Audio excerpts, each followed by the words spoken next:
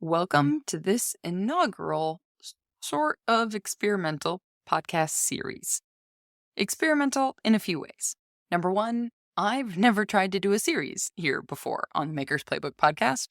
So if you are still looking at whatever podcast player app that you happen to use to play this episode, you might have noticed that the title says The Launch at the beginning. That is the less than clever name I came up with on a whim to call this series because it's a mostly solo series.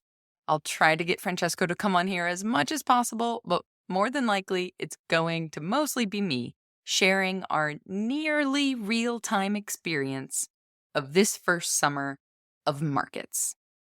Hence, a launch, so to speak. Now, before I go any further, I need to give credit where credit is due. This idea came directly from our community member, Bill, also known as Alive Guy Pottery on Instagram and elsewhere online.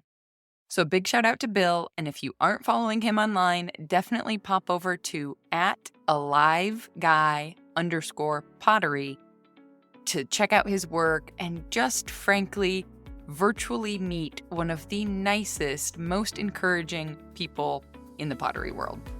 The amazing heart of our community is in no small part thanks to all of Bill's contributions. You know I could keep rambling on about the community endlessly if you have listened to any of the most recent episodes here on the podcast, so I'm going to stop myself now to get back to the details on this new series, The Launch.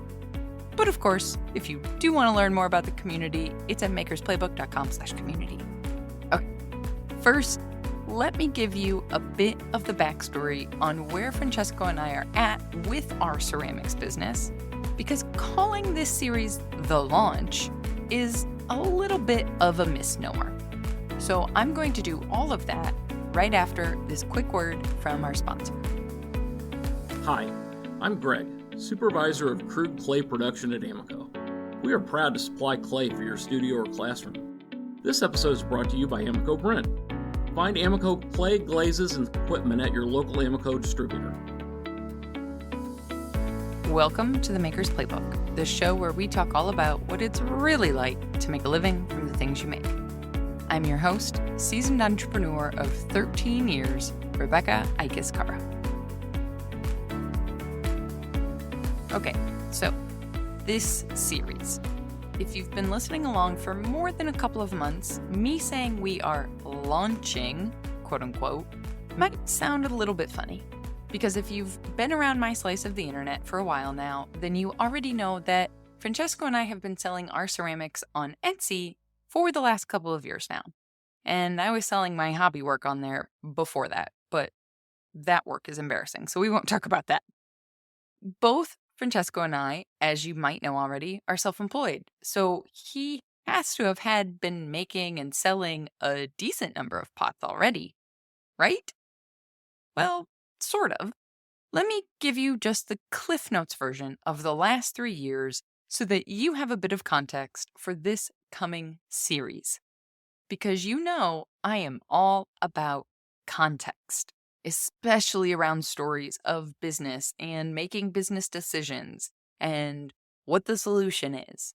How the heck we are making this crazy dream of making a living from the things we make actually work.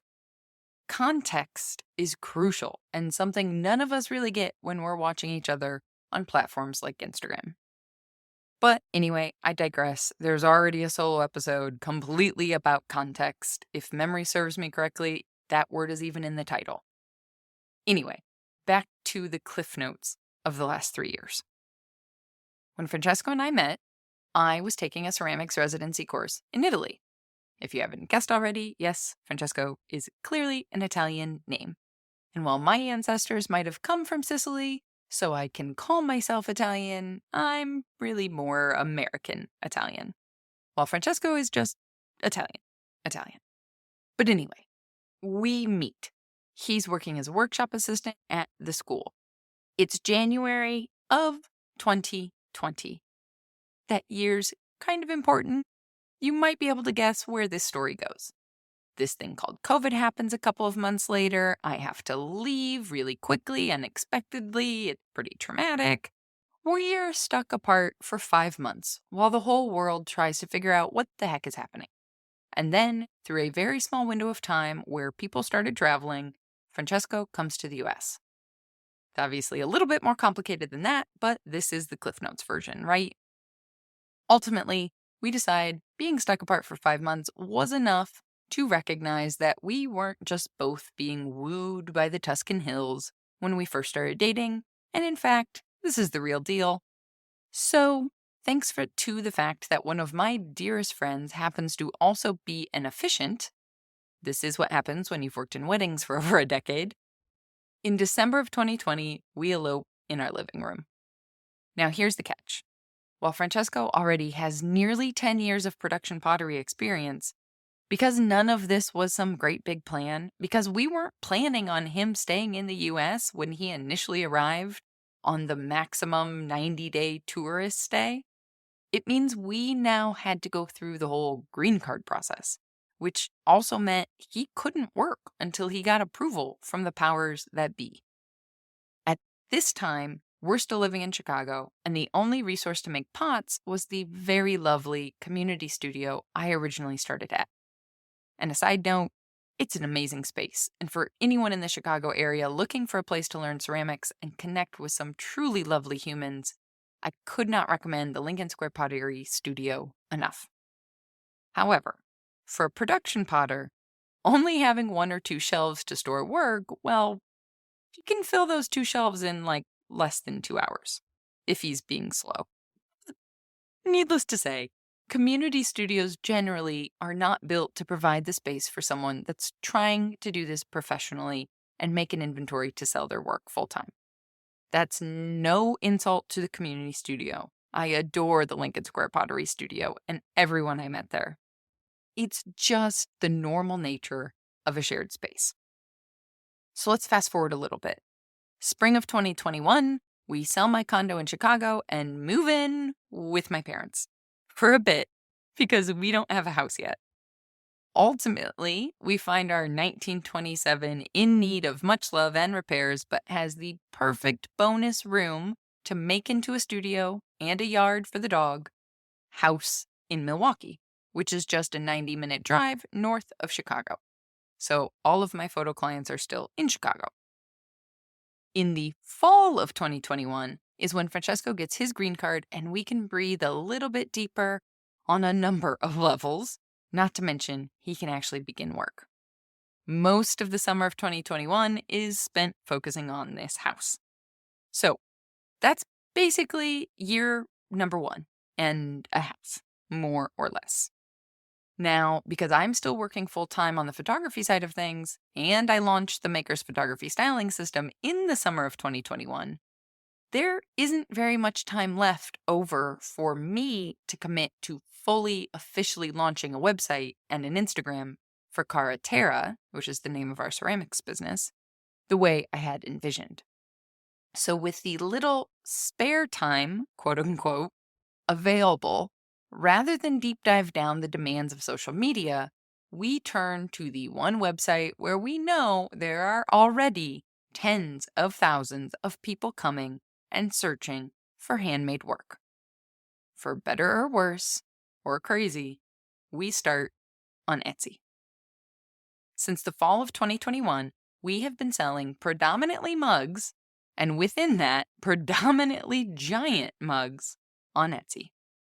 These 24-ounce monsters are so darn popular that if we aren't careful, Francesco could spend 90% of his making time creating massive mugs that, frankly, he's not all that passionate about. And truth be told, that's sort of what happens for the first 6 months or so. Because heck, it's exciting to sell out. And frankly, it's a little bit of a relief. Now, this is meant to be the Cliff's Notes version here, so I'm going to resist the urge to go down the tangent of how we made this happen on Etsy, how the search algorithm works, and the SEO for listings, and all of that stuff. So I'm going to give you 2 places to dig deeper on that subject if you want. Number 1, way back at the beginning of the podcast, I did another solo episode titled On Making Decisions for Ourselves. It's episode number 107. In it, I talk about questions to ask yourself when deciding on website platforms like your own shop and Etsy, etc., etc. But of course, the other place for an even bigger deep dive, for the best ongoing conversation and back and forth dialogue to gather more context around all of this, is naturally the community. So you can come check that out. Use the 2-week free trial to take a test drive, if you will. Check it out at makersplaybook.com/community. All right, back to the story.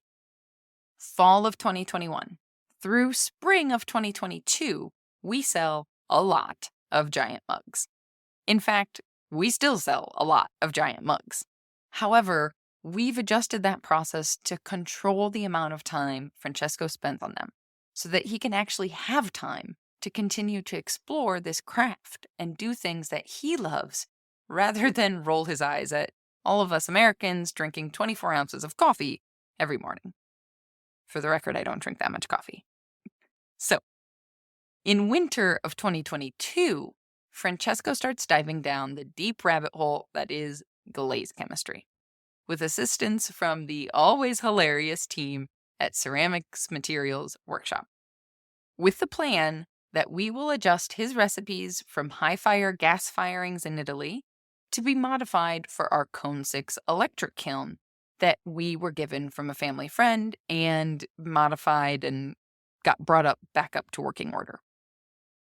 Now, I'm not going to open up the Pandora's box that is glaze chemistry and decisions with all of that on this podcast. For all of that, you should definitely go listen to For Flux's Sake with Kathy, Matt, and Rose, which is part of the Brickyard network of podcasts. Keeping to the Cliff Notes, our original plan is to wait to do a official, quote-unquote, launch of Cara Terra once Francesco has a couple of core glaze colors of his own recipes. Assuming we are doing all of this in 2022. That's the plan. So in the spring of 2022, I begin our Instagram at cara.terra, CARRA, period, TERRA, for those of you interested in following along on this wild journey visually. But here comes the hard part for a person like me who likes to set plans with timelines and deadlines and very clear schedules to stick to. Clay doesn't exactly work that way. The research process doesn't exactly work that way either.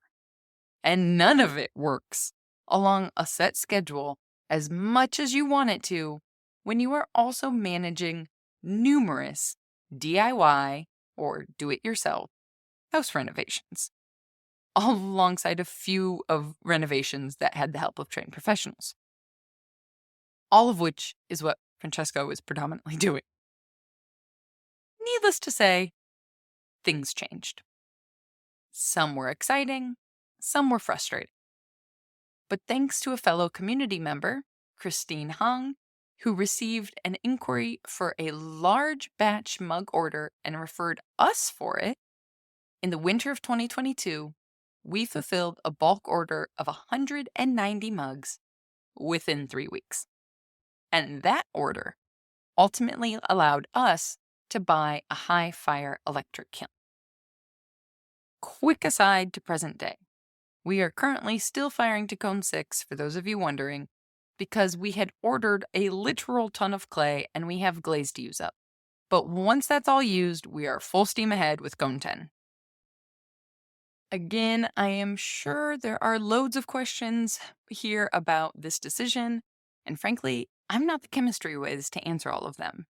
You wouldn't want me to try to answer all of them. However, that whole conversation is happening inside of the community. So that's the best place for that, for all of those things. Or like I said, go listen to For Flux's Sake, where they talk all about the science and the chemistry. The point. After about 2 years of trying to do a big, grand plan, where I built out a strategy of beginning a social media account where I would drive people to an email list before we even had a website, so that when we launched our web shop, I could announce it to a nice, big email audience. Just the way I know from all my years of marketing experience, it is the best practice to launch a new business. All of those grand plans, my friends, well, they don't fit into the reality of our life. Instead, now we're starting messy. We're starting with what we have available to us. Because as two self-employed people, frankly, we just have to frickin' start. If we want to keep making pots, we need to sell those pots. So for 2 years, Etsy has helped us get a little cash flow in the door in order to make the purchases we needed to set up the studio in the first place without taking on debt. It's still a factor in our revenue goals, as the giant mug sales do provide a bit of consistency while we test out new things. And the biggest new thing, the impetus of this entire podcast series, which, to be clear, won't be every single week. It's going to be spread out throughout, hopefully, the rest of this year, so don't worry, more interviews are coming. It's going all in 1 year to see what it's like to sell in person. Oof. So, that gets us to the present day. We're 1 week away from our first ever market. In real talk, we have a lot to do in the next 7 days. Well, 7 days for Francesco, more like 5 days for me, because I'm going to Chicago this afternoon for the next 2 days for photo clients that I already had contracts for. Most of our booth furniture is made, but most of it all still needs to be finished and refined or painted. Back in January, we had to have our booth shots for all of these applications, which we frankly didn't expect to be due in the winter. So we sat down and designed how we wanted the booth to look and built a couple of walls in our freezing cold garage in January in the Midwest that we used to display things for a photo. We used temporary tables, mostly for the sake of the photo, so I could at least just get a picture taken in order to submit these applications to the markets. Like I said, starting with what we got, starting imperfect. Freezing cold garage imperfect. When we had completed our temporary booth, we realized some flaws in the designs and needed to make adjustments, frankly, ever since. But we weren't going to keep working in a freezing cold garage. So we waited, and now Francesco has been working on those adjustments for the last week especially, and somehow in the next week, we'll be magically finishing those things up. I say magically because also a fair amount of the pottery inventory is made, but most of it needs to be glazed and fired, obviously, for the final time. I've ordered the business cards and the care cards that will be put into bags when people hopefully purchase items. Those were all ordered last week, though, and I was too late on finding branded bags to be printed to receive those in time. So for this first market, we've got plain craft bags. Done is better than perfect, my friends. In the next week, my plan is to finish more details on the website, as those business cards and care cards that are already being printed have a QR code on them where I can update links whenever I want to send people more information as we have it available. Links like our email newsletter sign up, which is actually already finished. Ways to place pre-orders, which is not finished, and is our hopeful plan should we sell out of any given item at a market. And of course, a proper online shop, away from Etsy. Because the dream is that in doing in-person markets, we will be able to grow a local audience that we send to our own website rather than Etsy. Etsy will continue to be a source of sales, but it will just be a portion of that, not the main driving force. At least, that is our hypothesis. Yes, hypothesis. You've heard me say it before, and now this is my very transparent practice of what I'm preaching. We don't know how any of this will or will not work. We've made educated guesses, but they're still guesses. Or the nicer word that incites less stress, hypotheses, whatever. You know what I mean. At the end of the day, despite however much research you do, you'll never really know until you try something. A very quick, small story for an example, but I am trying to wrap this up for you, so I'll try to avoid going into the minutiae of detail. But before I started building the Cara Terra website, which you can find at caraterra.com, which is CARRATERRA.com, before I built that, I spent days, maybe even weeks off and on, researching website platforms. Does this sound familiar? Based upon the facts, I was all set to use one system. It was clearly superb based upon my research. That is, until I started trying to actually build the frickin' website. And I hated every single thing about the system, about the way that the system was set up. It was not intuitive, like the many other website platforms I had used to build sites in the past. I'm comfortable building websites. So the fact that the way this one was set up annoyed me, frustrated me, didn't make any sense. Well, let's just say there were not nice words that I said towards my computer and the creators of this platform and the developers of the themes that were supposed to make everything easier, and that, frankly, I paid a couple $100 for. So what happened? I switched to a platform I never thought I would have chosen based upon all of that research. And I love it. It makes my life easy. It has the features we need, even if it doesn't have all the extra other bells and whistles that my logical marketing brain understood would be useful and great. But frankly, we don't have the capacity for all of those extra bells and whistles right now, let alone the audience to make sense to use them. The point here is not about deciding which website platform specifically to use. That's why I didn't use the names when I gave this story that I'm sure you're all wondering about. The point is, research will only tell you so much. Ultimately, you just have to start. You have to try. You have to test things out and make the decisions that work the best for you and where you are in life and business right now.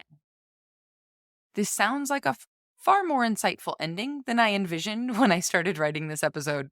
So I'm going to just let that bit of luck close us out here on the first episode of The Launch, a mostly solo series of the podcast where I share the twists and turns of Francesco and I starting our own pottery business, Cara Terra. As I said before, this series will be sprinkled throughout our usual interview episodes, hypothetically for the rest of the year. That's my plan at least, but we all know how plans go now, so we'll see. Regardless, if it wasn't your thing, don't worry. There will be more guest interviews coming up. But if you did enjoy this, let me know, because I want to know what you want to hear about from this crazy adventure of ours. It's a little odd to publicly reflect on what's happening real time in your own life, so I'd be happy to learn what you are actually interested in hearing about. Send me an email at podcast@makers-playbook.com. One more time, just to be clear, it's podcast@makers-playbook.com. And of course, if you're going on this journey yourself right now and want to dig deeper on all of these conversations, whether you're thinking about starting, whether you just started, whether you're 10 years in, come join me and over 60 other makers from all over the world in all varying stages of business inside of the community. You can learn more about what this amazing space on the internet is by visiting makersplaybook.com/community. Becoming a member not only welcomes you into an amazing group of colleagues celebrating the great successes with each other, as well as supporting each other on the not-so-great days. Your membership also helps with the creation of this very podcast. So just one more time, you can learn more at makersplaybook.com/community. Additionally, the creation of this podcast is supported in part by Amoco. Hi, I'm Greg, Supervisor of Crude Clay Production at Amoco. We are proud to supply clay for your studio or classroom. This episode is brought to you by Amoco Brent. Find Amoco clay, glazes, and equipment at your local Amoco distributor. Audio post-production of this podcast is made possible by help from Christy Kotzfan, with promotional material assistance from Queenie Maliki. The Maker's Playbook podcast is recorded on the original homelands of the Potawatomi, Ho-Chunk, and Menominee people, where the people of Wisconsin's sovereign Anishinaabe, Ho-Chunk, Menominee, Oneida, and Mohican nations remain present. Until next time, my friends, go get back to making your dreams a reality. Because together, we've got this.